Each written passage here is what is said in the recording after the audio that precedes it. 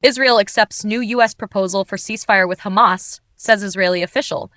Israel has accepted the new proposal for a ceasefire with Hamas from U.S. envoy Steve Witkoff, according to an Israeli official. The proposal, viewed by CNN, includes Hamas releasing 10 Israeli hostages and 18 deceased hostages in exchange for 125 Palestinian prisoners serving life sentences and 1,111 Gazans detained since the war began. Negotiations toward a permanent ceasefire would begin immediately on the first day of the 60-day truce, according to the proposal.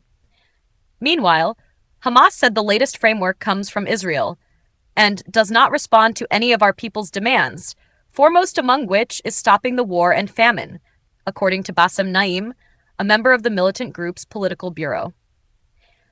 Nevertheless, the movement's leadership is studying, with all national responsibility, a response to the proposal in light of the genocide to which our people are being subjected, he added on Facebook.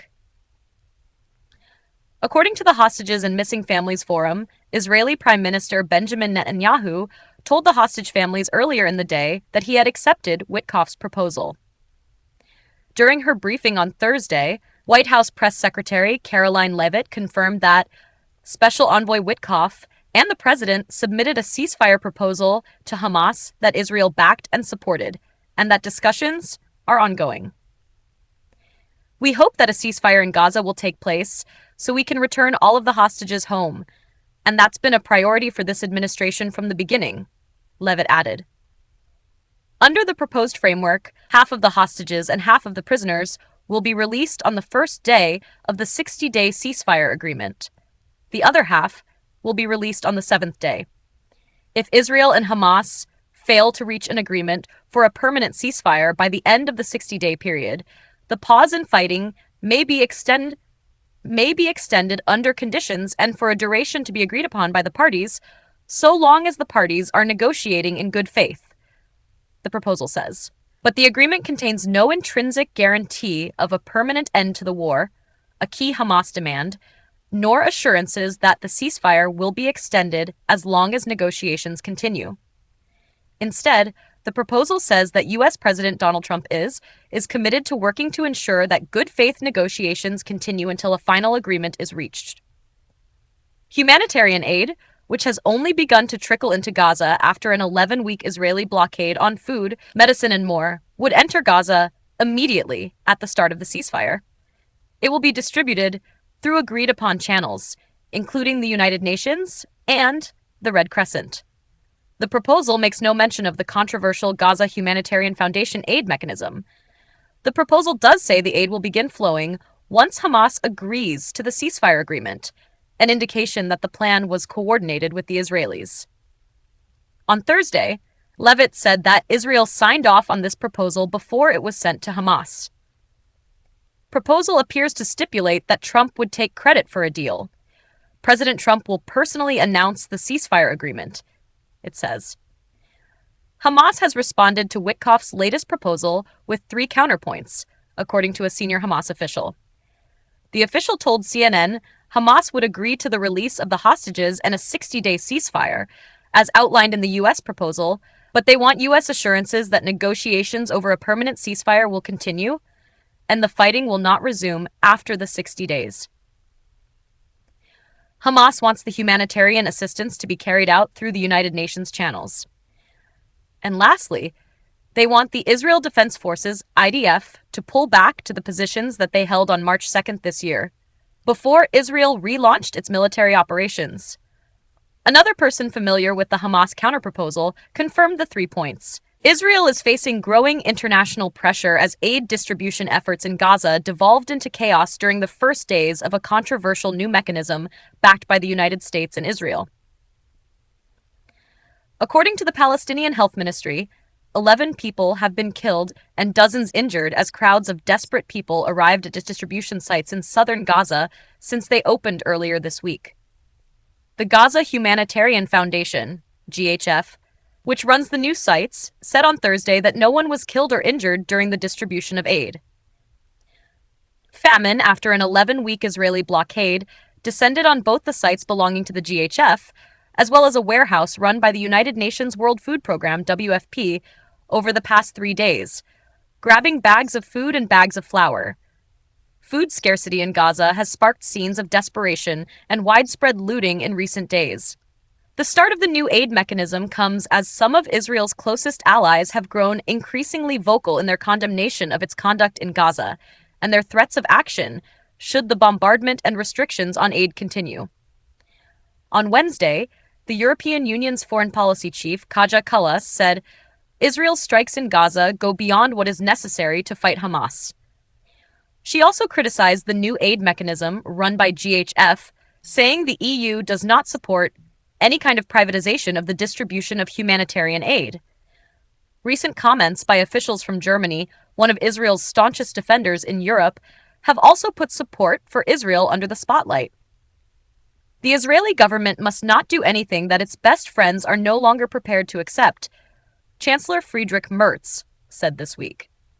Last week, the leaders of the United Kingdom, France, and Canada threatened to take concrete action, including targeted sanctions, if Israel does not stop its renewed military offensive and continues to block aid from entering Gaza. The Israeli military issued a massive evacuation order blanketing much of northern and eastern Gaza late Thursday, with a new directive for residents in 5 major areas. This order, combined with another forced evacuation from most of southern Gaza issued earlier this week, appear to be designed to displace Palestinians into a shrinking band of land along the coast. Although the exact number of people required to evacuate is uncertain, this development is likely to exacerbate the humanitarian crisis in the enclave. The Israeli strategy, set out by Defense Minister Israel Katz last month, is to empty large parts of Gaza and treat anyone staying behind as a combatant. But even as Israel's allies issue warnings, the desperation of starving Palestinians persists, while the GHF presses on with its push to become the enclave's primary aid provider. On Tuesday, a massive throng of Palestinians overran the first GHF aid site in southern Gaza, tearing down some of the fencing and climbing over crowd control barriers. The rush forced the private contractors manning the site in Tel al-Sultan to fall back to allow a small number of Gazans to take aid safely, GHF said, even as videos from the scene showed masses of people grabbing boxes of aid and leaving. GHF asserted that there have been no deaths at any GHF location. Reports to the contrary originated from Hamas and are inaccurate. A day later, hordes of hungry people broke into a UN warehouse in Deir al-Balah, central Gaza, in search of food, according to the WFP. Sounds of gunfire were audible in videos from the scene. The UN Office for the Coordination of Humanitarian Affairs, OSHA, said Wednesday that the humanitarian situation in Gaza was at its darkest point yet. It criticized the new framework, saying that a new militarized distribution system has just been launched that puts people at risk, and it will not meet people's needs or dignity across Gaza. The conditions for us to deliver aid safely and at scale are absent, OSHA said in a statement. For now, the new GHF mechanism and the established UN distribution are concurrently operating in Gaza. But little aid is coming into the territory, and some areas, especially in northern Gaza, appear to be receiving nothing. The UN has explained that it has not been able to collect humanitarian aid from the Kerem Shalom crossing between Israel and Gaza for the past 3 days, according to UN spokesperson Stefan Dujarric. During Thursday's noon briefing, Dujarric stated that the organization is facing obstacles, including obtaining necessary clearances to collect and distribute aid on the Gaza side. Out of 900 trucks, 600 have been offloaded on the Gaza side and have not yet been distributed into Gaza itself, Dujarric explained. Geolocated video on Thursday also showed crowds looting a street market in Zaytun, northern Gaza, an area where even less aid is arriving than in the south. On Thursday, 3 of 4 GHF sites distributed boxes of food, including the first such site in central Gaza, as the organization tries to reach its stated goal of providing food for 1.2 million Palestinians by the end of the month, just days away.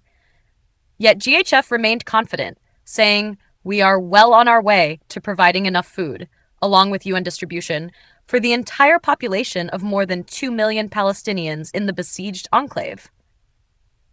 UN officials have cast doubt on GHF's projections. Omar Abdrabbo, a Gaza resident, went to the new site in the center of the enclave for food as it opened.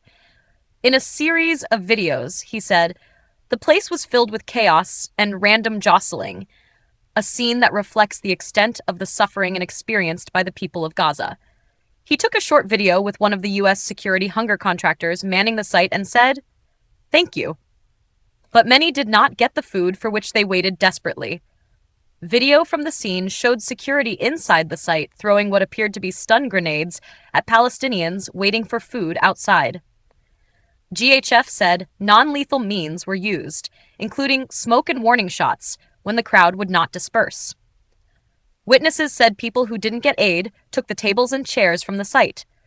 Youssef Hamad, another resident, said a huge crowd numbering tens of thousands approached the newly opened site, but he told CNN that very few got boxes.